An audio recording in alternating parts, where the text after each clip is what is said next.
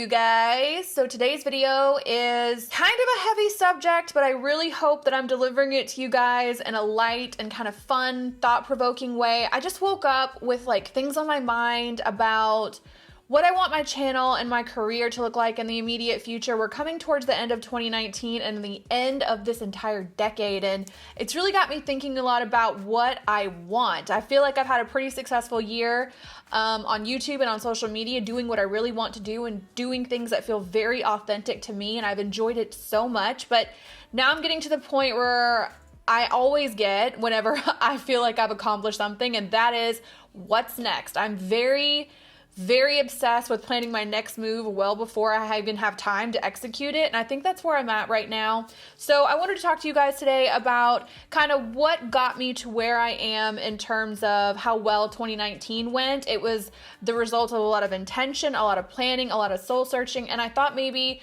if nothing else, I could talk you guys through and help you and maybe re-inspire my own damn self. I don't know. But anyway, so this is a chit chat. Get ready with me. That means I will have a naked face in 3, 2, 1. Okay, guys, as usual, I have brows and primer on and moisturizer, and that's it. I feel like doing a smoky eye, it's all I want to do lately. There's normally like kind of a variation with the looks that I'm into. Like I'll bust out a neutral eye and a bold lip, but all I want to do is smoky eyes. I don't know what it is. I'm going to be working mostly out of the Jaclyn Hill palette and the Friendcation palette from Dose of Colors. So when you want to make changes in your life, there's just certain things that I don't feel like people really talk about, or it's not really a discussion I was hearing much of before I made the changes that I made.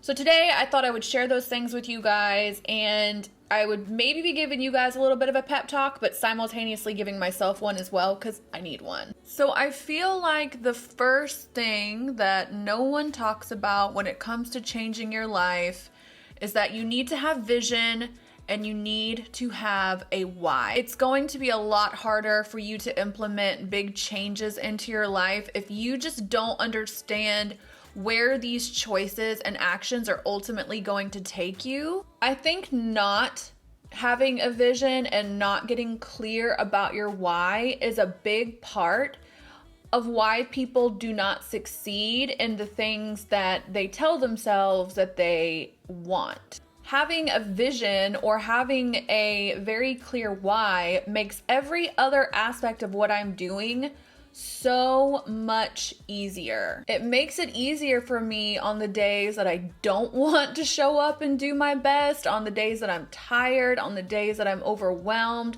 on the days when a myriad of other things seem like a lot more fun and interesting than showing up and tackling the things that I intentionally set out to tackle. Because the reason that I'm doing that thing is more important than anything else. So like, for example, in 2019, or at least in the beginning of 2019, when I kind of set this intention to make a bunch of change in my life, that was the result of a really hard 2018. I refused to just let another calendar year go by like that. I mean, I was literally at the point with social media when 2019 started where I felt like if I couldn't figure out what I wanted to do in social media this year, then this was the last year I was going to do it. I was going to move on and go back to school or restart my freelancing. I didn't know exactly what the plan was, but I knew that this was the last year I was going to do it.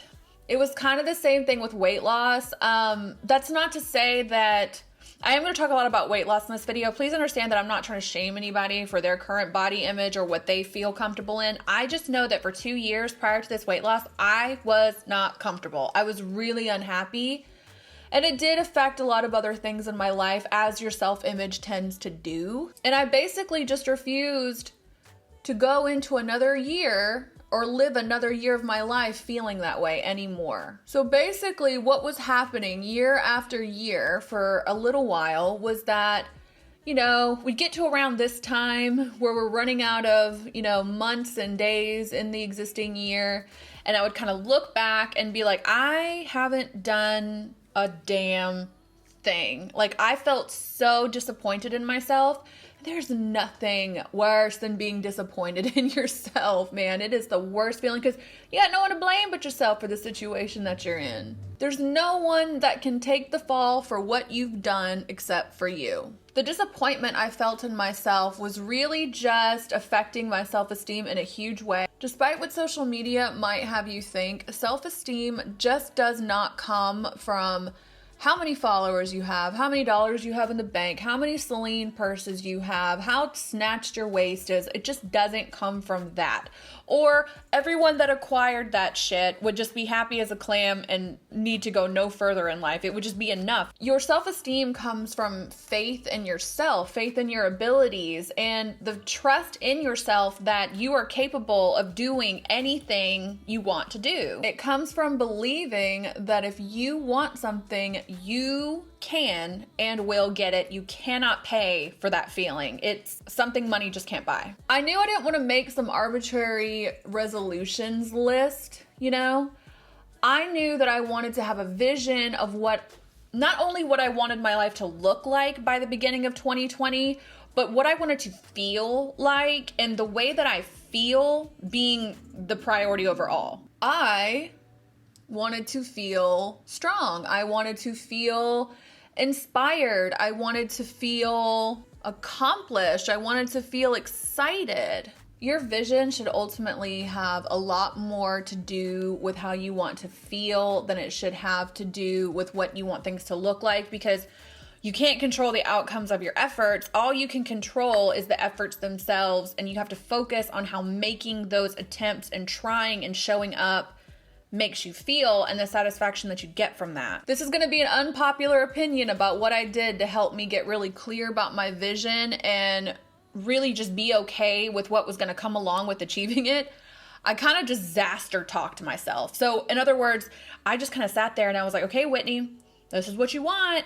In order to have it, you're going to be tired, you're going to be frustrated, you're going to be confused, you're going to feel overwhelmed, you're going to feel underprepared, you're going to be sore, you're going to have cravings, you're going to want to give up, you're going to want to do other things. It's going to be hard, it's going to be hard, it's going to be hard, it's going to be hard, it's going to be hard. I told myself that like it was prayer. I know a lot of people might tell you to try to get pumped up about it or something, but it was almost one of the things where I had to accept how hard it was going to be, like really, like it needed to be like palpable how difficult it was going to be. And then once I was completely aware of how hard it was going to be, that's when I told myself, or I asked myself, like, how would I feel if I didn't do it?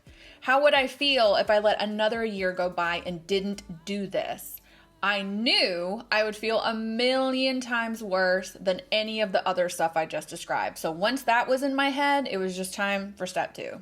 Step 2 is that you need to find small wins every day, every week, and every month. Here's the thing with long-term goals or changing your life. There's this old quote, I can't remember where it originates from, but basically it says, if you take care of the minutes, the years will take care of themselves. I mentioned a book in a favorites video recently called The 12-Week Year that I feel really speaks to this particular subject. So instead of focusing on 12 months of time and trying to achieve certain things in that time, which is a long time, and it's a big reason why I don't think people achieve what they actually set out to achieve, is because you ever noticed how when you have to go on vacation, you are able to get an ungodly amount of stuff done before you leave? It's kind of incredible. I'm getting ready to go out of town next week. I have to go out of town for like 5 days. I gotta film like 7 videos, write notes for a podcast, pack, get ready. Like I have so much to do. And even if I only get done with half of what I intend to do, that's still more than I do in any given week regardless. And that's kind of what this is about. Like when you have a very clear time limit that's not so huge, you're a little more likely to take action and work towards it because it seems more tangible. It seems feels like something that's actually possible. Most people, I heard a study before that said most people abandon their New Year's resolutions by February. And I mean, I've been there, honestly.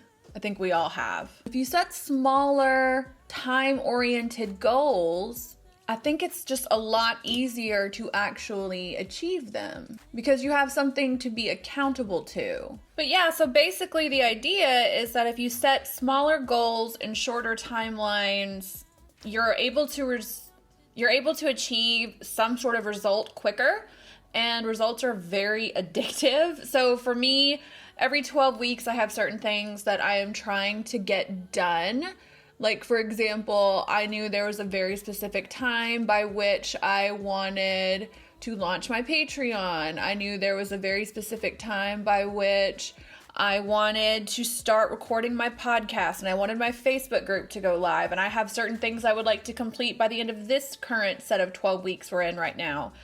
From October to December, there was a certain amount of content I wanted to put out every 12 weeks. There was a certain amount of workouts I wanted to do every 12 weeks. So then my days were very much so centered around whatever goals I had set for myself in that smaller time frame, in that 12 weeks. You have to make a bigger deal out of those little wins, out of those little checking it off, your thing to do, then you make about the big parade at the end, because that moment of getting what you want, like for example, when I hit 100,000 subscribers, in the few days leading up to that, I was like having a fit. I was so excited and so ready. But honestly, I think I enjoyed having 100,000 subscribers and like appreciated what I had done for maybe 3 days. And then I had to move on to the next. And that's kind of what this is about, especially if you are working in social media or you have a goal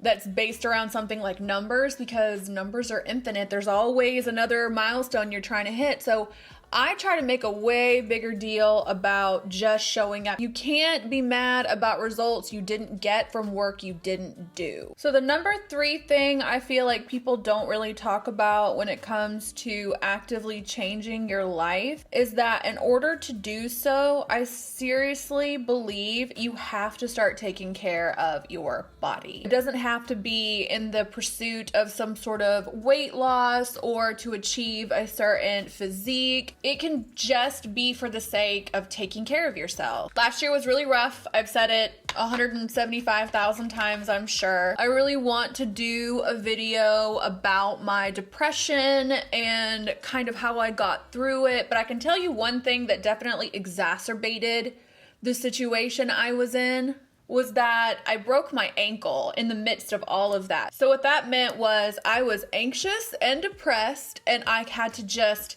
sit there and be that way.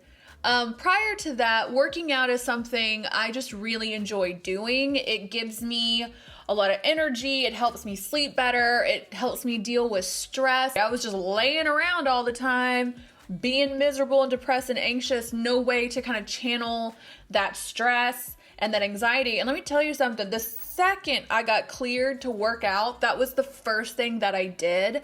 And I think that might be a big part of why I'm sharing this with you so adamantly, is because once I could get back to normal, it's not that I don't have stress and it's not that I don't have anxiety sometimes. I think we're all just a little anxious. You know what I mean? I don't think it's that rare to have anxiety at all, but I can tell you that working out just helps it so much, and it's a marked difference in my level of stress and in my ability to cope with it when I am working out. I think the key with that is obviously you need to find something you like to do. I do not like just going to a regular gym and, I don't know, putting myself through the motions and running on a treadmill. Like, I respond well to classes. I do really well with someone pushing me. I do really well with like goals. Again, I do CrossFit. I think I've said this before. When you do CrossFit, you track how much weight you're lifting for each individual movement. There's tons of weightlifting movements. You track your weight and you track the amount of reps you can do. And it's really cool to see how you actually are getting stronger week over week, month over month. So obviously I'm going to stress the importance of not only working out, but finding a workout you enjoy doing. There's so many options out there. And once again, like I said, this doesn't have to be in the pursuit of weight loss. It doesn't have to be about some sort of physical manifestation you want to see happen. I mean, that's a good side effect, but it doesn't have to be about that, you know? It can just be the simple act of taking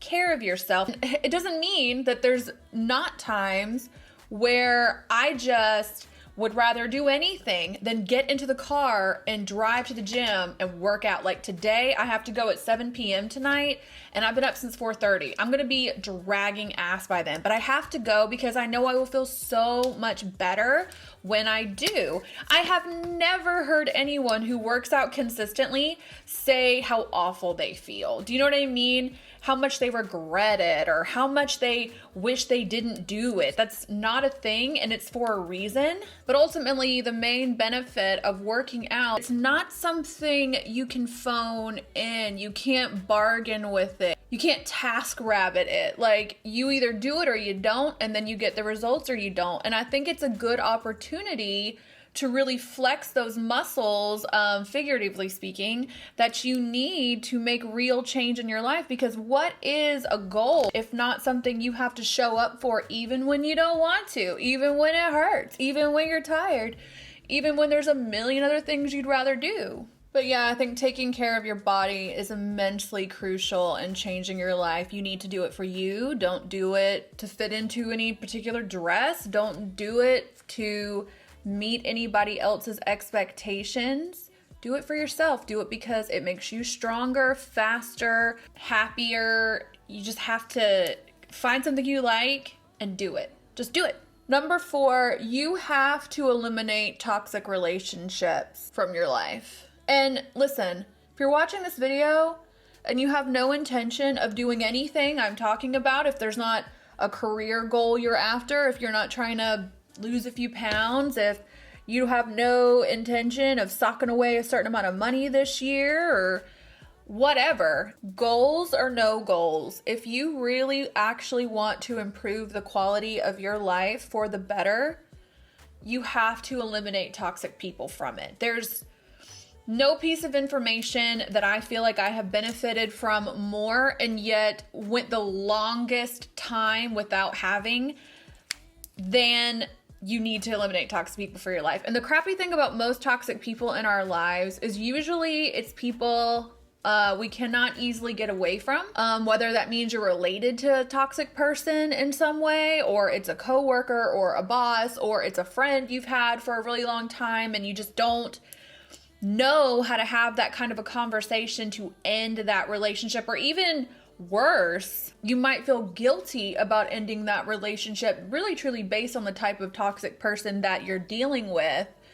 I know a lot of toxic people in my life have become masters at making me feel like they need me so bad. And if I were to stand up for myself or remove myself from that situation or want anything better for myself, that it automatically would make me a selfish person. And that's the thing you have to pay attention to.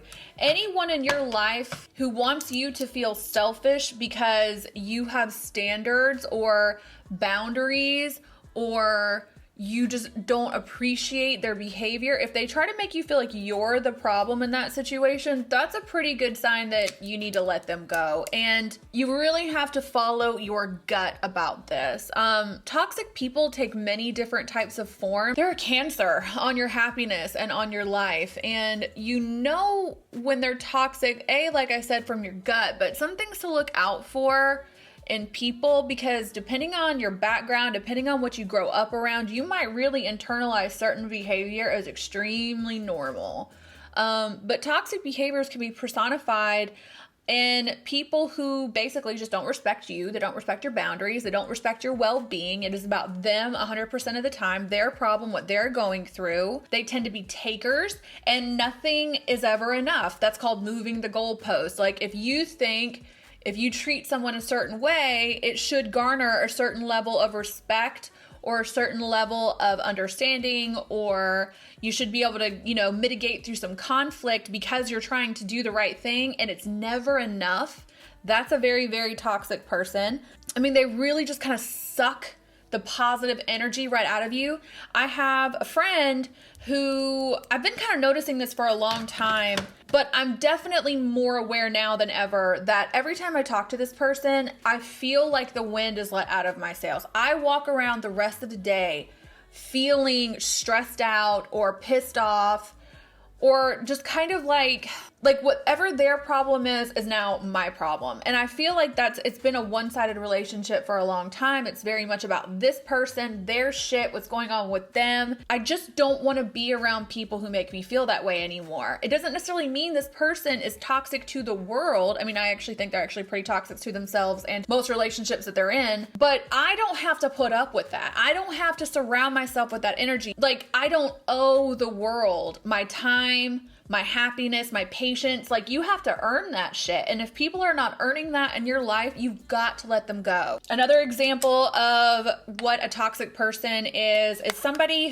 who tends to cause problems for you with other people. So I used to be friends with a girl who would tell me pretty much everything about anyone she knew. When you know someone who does that, if you know someone who just loves to come and tell you the tea, like they are telling your tea also. You just cannot believe you're so special that they will tell you everything going on in their friends' lives, but they're not going to tell yours. Like, the interesting thing about this person in particular was one of her friends was someone I did not get along with. And honestly, I have really like never even met this girl. She just had a problem with me from the word go because I was really good friends with her ex-boyfriend. And that's all we were. We were just friends, and not that I owed her any explanation because I didn't know her and they were not together, but she just had it out for me and just talked so much shit about me all the time. And then my friend would come report to me all of the things that were going on in this girl's life, like every problem she was having, all of her issues, she just came and ran and told me.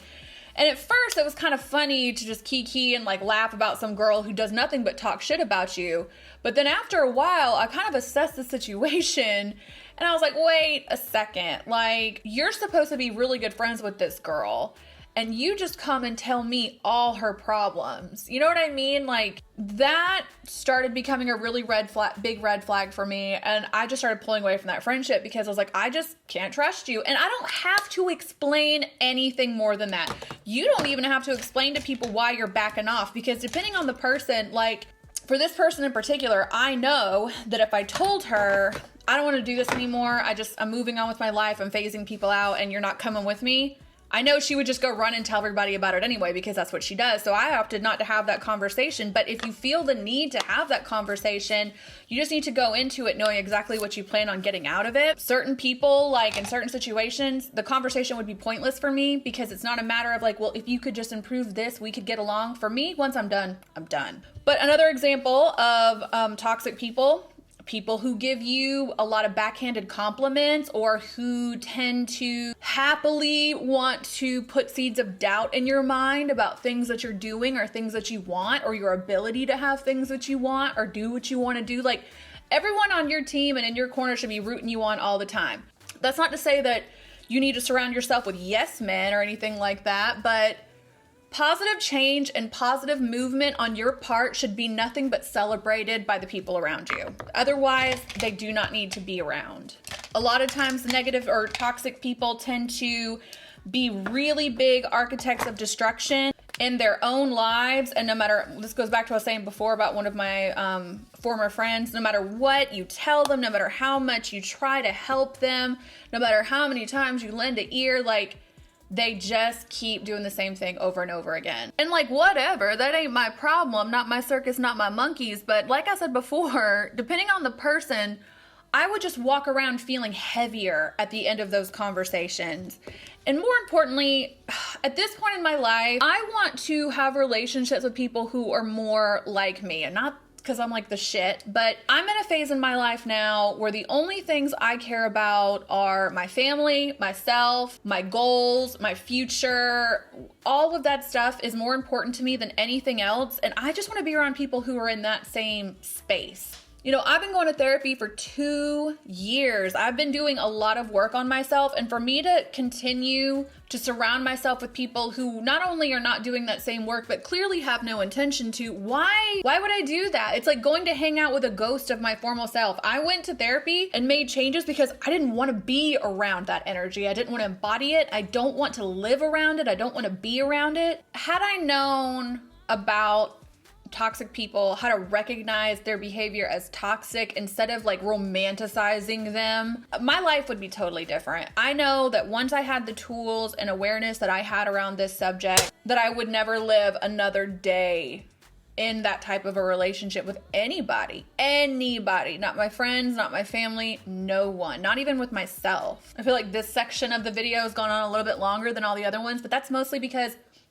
I'm extremely passionate about this subject. Because like I said, depending on what you grew up around, and I grew up around a lot of dysfunction and abuse, so I kind of went out into the world and either surrounded myself with people who were dysfunctional and abusive. Oh my God, there's a hair that I can't seem to find the origin of. I went out into the world and either found more dysfunctional and abusive people, or I surrounded myself with other people who were enmeshed in abusive and dysfunctional relationships. So when you do that, you kind of have this worldview where like this type of shit is normal, and I'm here to tell you it isn't. One of my favorite quotes and something that I really try to keep in mind is that, I can't remember who said it or what this was a comment on, but basically the idea is that you are the combined efforts of the 5 people you spend the most time with. I really truly believe that. You know, 2019 is coming to an end, and I have still a few more things to accomplish. My podcast goes live in November, which I'm very excited about. But on YouTube, I feel a sense of inspiration. It's not waning. It's more like I feel stifled again. I feel like unless I put videos out talking about don't buy shit, you know, my metrics they're not doing so well. And yeah, sometimes I enjoy talking about that, but I can't talk about it every day. I don't care about it enough to talk about it every day. I'm trying to find new and creative ways to have that discussion. I don't want to completely abandon it because I know so many of you found me through those videos. But I'm ready for the next step, and I think I just don't know what that step is going to be. I want to start talking about beauty as a system more than something that we participate in, and trying to figure out where we fit in that discussion. But it just feels like in order to tell those stories and to share that narrative, it's going to require a whole new level of skill sets, and I want to take this show on the road. I'm tired of filming in front of this backdrop. I want to interview people. I want to make like mini documentaries about things I care about, and I don't know what I'm waiting for. I don't know if I feel like I need permission from someone to do this, but I'm just feeling a little scared. It's scary. I mean, any of you who actively want to change things about your life, I'm sure you know how scary it is. And that's really what inspired me to make this video today, is just to set the intention, have the conversation, let you guys know that I've got some ways that will help you deal with what goes into massive change and positive change, and hopefully some of my tips or trains of thought will be very helpful to you. But I don't have all the answers either. Like, I'm still figuring this out too. I seriously cannot thank every single solitary one of you enough who has been supportive, who comments on my videos, who watch my videos, who are hanging out in the Facebook group, who are on Patreon, who talk to me in the DMs. Like, you guys help me get through these times of self-doubt like never before. I spent 2 years prior to my journey on social media in 2019 doubting myself. I had things I wanted to say. I had a lot of feelings about stuff, and instead of executing them, I doubted myself and waited entirely too long to do something about it. I mean, it's never too late, don't get me wrong. But I wish I would have trusted my instincts more, because obviously I was right. Obviously I had an understanding of a shift that's being made in the beauty community, and I think in social media in general. And I have instincts telling me there is another step to take. There's another way I can go. And yet I am doubting myself. It's extremely scary and hard to change your life or go after goals or live the life you want to live. But if this year has taught me anything, it is so incredibly worth it. And I challenge you guys to take your goals or your dreams head on and just go for it, man. Like, what is the worst that could possibly happen? Failure isn't the worst thing that can happen to you. The worst thing that can happen to you, like I said in the beginning of this video, is to let another year, another month, another week go by knowing that there is a side of yourself that you want to explore or share, and you're just not doing it. That's the worst thing you could do. I'm gonna turn the camera off and do my hair, change, all that stuff, and then I'll be back to wrap this up with you guys. Alright guys, this is the finished look. I know I didn't really get into much of what I was doing, but I will absolutely list every single thing that I used in the down bar below in the order that I used it. I hope you enjoyed this video, and if you find yourself in a position where you're wanting to make some changes in your life, I certainly hope that I've given you some food for thought. Just know that I'm definitely rooting for you guys. I believe in you, and I think you can do anything you set your mind to, and hopefully getting this out will be kind of like a cathartic experience for me, and it can help me refocus and figure out what my next move is to bring you guys some new and interesting content that I'm super excited about producing. So I hope to see you guys in the next video. As always, thank you so much to the patrons. The November content is coming out very, very soon. We are headed into month 3 of the Patreon. I cannot believe it's already been 3 months since I had it. I'm having so much fun with you guys, and I hope that you guys are having fun as well. Don't forget to come check out the War Paint Facebook group, and don't forget the War Paint podcast will be going live everywhere in November. I will announce the date very, very soon, but either way, I'm super excited. So I can't wait to see you guys in the next video. Make sure you check the down bar for links to all my social media platforms, and I'll catch you in the next one.